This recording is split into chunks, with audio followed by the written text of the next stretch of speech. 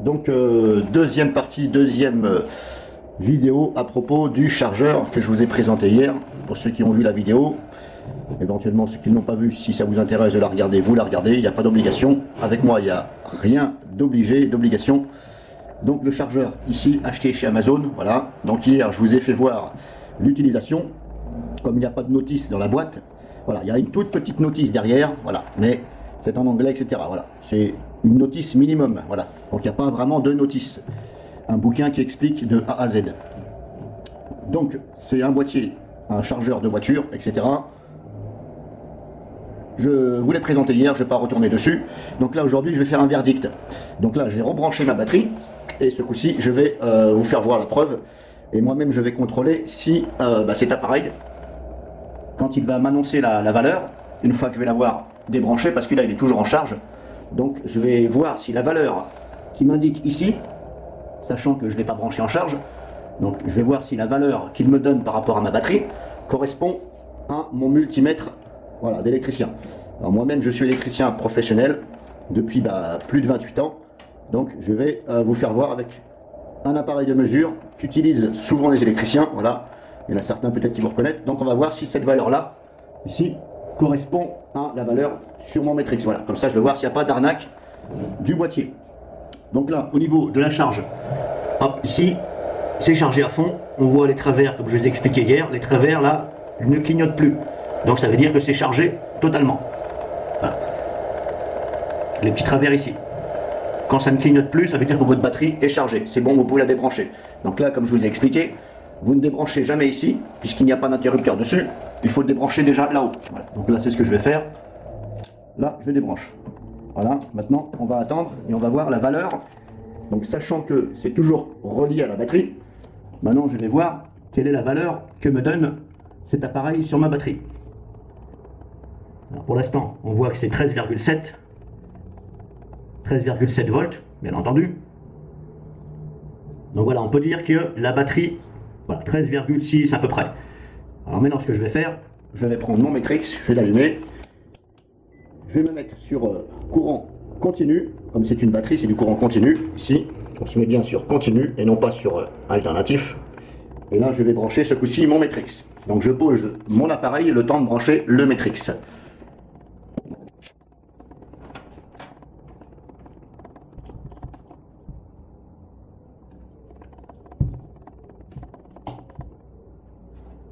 Donc voilà, c'est fait, j'ai branché, j'ai carrément mis le Matrix, je me suis servi des pinces, et je vous rappelle que ce n'est pas branché du tout.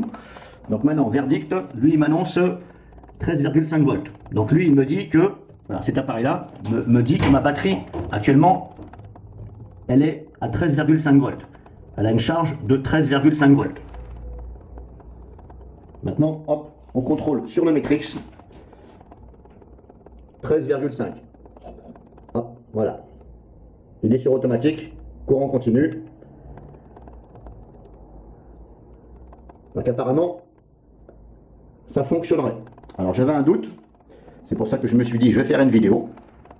Alors j'avais déjà vérifié avant, je vous le cache pas, et ça correspondait. Mais je me suis dit je vais vous faire une vidéo comme ça, je vais en faire profiter pour tout le monde. Alors au niveau du prix, je me suis trompé hier sur la première vidéo, ce n'est pas une vingtaine d'euros, c'est 16 euros. Alors ça coûte 16 euros et c'est envoyé depuis le Japon. Bon, c'est vrai qu'on se demande, mais où est leur bénéfice? 16 euros. Qui de nos jours va vous donner un chargeur pour 16 euros? Franchement, il faut le chercher. Hein. Et en plus, là, c'est envoyé du Japon. Envoyé du Japon vers la France. Donc je me demande comment ils font. Bon, maintenant, est-ce que ce chargeur, et c'est sûr qu'il est garanti 1 an, mais voilà, ne comptez pas sur la garantie si vous n'habitez pas au Japon. Parce que là, les frais de retour, à mon avis, vous pouvez dire bye bye, mettez-le à la poubelle. Bon, ce n'est pas un appareil qu'on utilise tous les jours, heureusement, sinon il ne durera pas longtemps, parce qu'à ce prix-là, à mon avis, voilà, c'est des composants que électroniques à l'intérieur. Bon, maintenant, si vous dure 2 ans, bah, c'est déjà ça. Hein. On ne va pas s'en plaindre pour 16 euros. Donc apparemment, ça fonctionnerait. Donc là, je vais arrêter. Et je vais en profiter pour vous faire voir une petite chose au niveau de la batterie que j'ai achetée. Parce que, je ne vous le cache pas, j'ai un problème avec cette batterie. Alors, je vais vous expliquer. Je l'ai acheté il y a 4 ans. Je l'ai acheté il y a 4 ans et je m'en suis servi 2 mois. Elle est restée 2 ans dans ma cave. Voilà. dans un endroit non humide. Voilà, une cave normale, classique, dans un HLM, un endroit non humide. Le problème, c'est que je me suis aperçu, je l'ai chargé une première fois, et le problème, c'est que ma voiture ne démarrait pas. Parce que elle n'était peut-être pas assez chargée ou il y avait un problème. Donc là, je me suis dit, je vais acheter un appareil de mesure et je vais la recharger à fond. Voilà. Mais je me demande si je ne me suis pas fait avoir. Alors je vous explique pourquoi. Parce que c'est une batterie que j'ai achetée dans un centre automobile, voilà, pas Leclerc, etc. C'est même pas dans un garage, c'est dans un centre automobile un peu genre feu vert. Elle n'était pas trop chère. J'ai dû la payer, je pense, voilà, entre une cinquantaine d'euros, je pense. Alors elle fait, donc au niveau des ampères-heure, voilà, elle fait 62. Ici, c'est marqué là, hop, ici. Voilà, ampère-heure, ici. Voilà, 62. Pour 12 volts. Mais le problème, c'est que j'ai pas fait attention, quand je l'ai acheté, l'étiquette qui indique la date de fin de vie de la batterie. C'est marqué ici. Donc voilà, ici.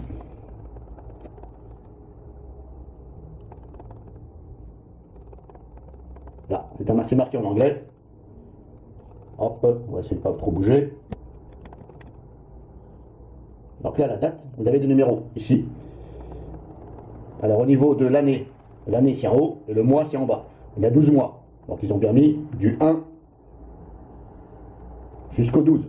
Ok, l'année, ils ont mis hop, de 0 à 9. Les chiffres 0 à 9. Voilà. On va pas mettre 10 puisque 10 ça représenterait éventuellement le 0. Mais le problème qui se passe, c'est qu'on a ici l'étiquette, ici sur la batterie, mais au niveau des numéros, il n'y a aucun repère. Il n'y a pas de numéro qui est coché ou quoi que ce soit. Donc là, c'est comme si j'avais acheté une batterie sans repère visuel. Donc ça veut dire que je ne sais pas jusqu'à quelle année cette batterie je peux l'utiliser. Parce qu'il y a une date limite quand même. Une batterie, c'est pas à vie. Au bout de 5-6 ans, une batterie, c'est poubelle normalement. Et là, vous voyez, je me suis fait avoir, parce que je l'ai acheté un peu trop vite. J'ai pas fait attention, j'ai fait confiance. Puisque habituellement, je vais dans ce centre automobile, j'ai jamais eu de problème. Et puis là, j'aurais dû m'y reprendre à 2 fois. Donc là, on a ici l'étiquette de la date, mais il n'y a aucun repère, rien n'est coché. Donc là, je ne peux pas savoir jusqu'à quelle année. Vous voyez ce que je veux dire? D'habitude, il y a des petites coches. Ou alors c'est un peu grisé, ou voilà. Il y a un repère sur un numéro. Là, il n'y a absolument rien. Donc là, j'ai l'impression que je me suis fait avoir. Parce que pour 50 €, il est vrai que c'était marqué promo. Ok, promo, d'accord, mais promo, des fois, ça cache quelque chose. C'est peut-être parce que justement, ils se sont aperçus que ces batteries-là, il y avait un problème. C'est possible. Et c'est peut-être pour ça qu'ils les ont mis en promo.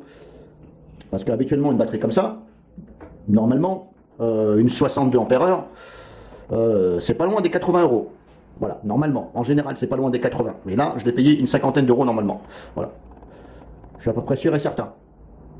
Donc là, méfiez-vous, vous-même, quand vous allez acheter une batterie, regardez bien l'étiquette, comme je vous ai dit sur la première vidéo, je vous l'ai marqué dans les commentaires, regardez bien l'étiquette et regardez bien s'il y a marqué la date de fin de vie. Si vous voyez qu'il n'y a aucune date quelque part, réfléchissez bien à 3-4 fois avant de l'acheter. Et moi, franchement, je serais vous, je l'achèterais même pas. S'il n'y a pas de date, voilà, eh bien, moi je serais vous, je l'achèterais pas. Vous voyez, là, je me suis fait avoir une fois, je l'avoue, hein. Eh bien, la prochaine fois, s'il n'y a pas de date, je ne prends pas du tout. Voilà, je préfère aller dans un autre magasin ou prendre un autre modèle, même qu'il soit un peu plus cher. Eh bien, au moins, j'ai un repère visuel. Et n'hésitez pas à prendre une photo avec votre smartphone ou votre téléphone, et puis de mettre ça éventuellement sur Internet.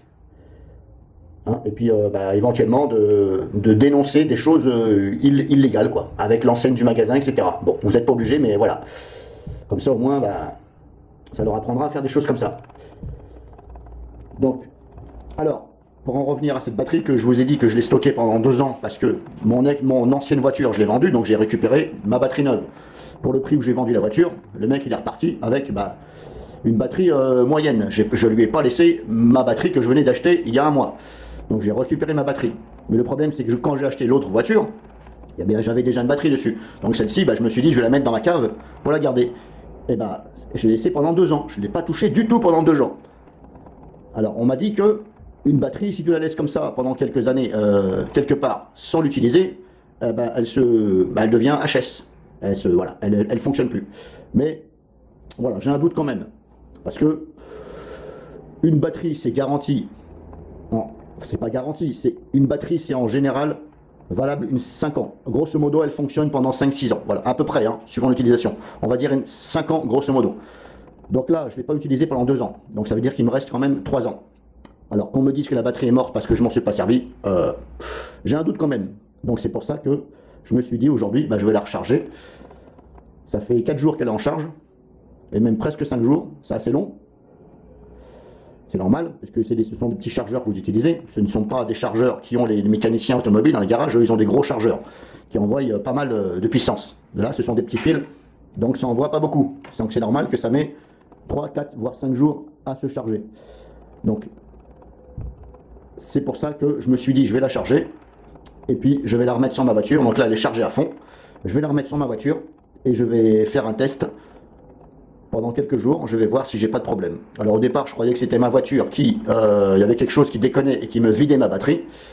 Et là, on m'en a prêté une batterie et apparemment ça fonctionne. Donc je vais remettre la mienne et je vais voir. Donc voilà, cette vidéo, c'était pas pour vous expliquer le souci que j'avais, c'est pour vous montrer cet appareil-là.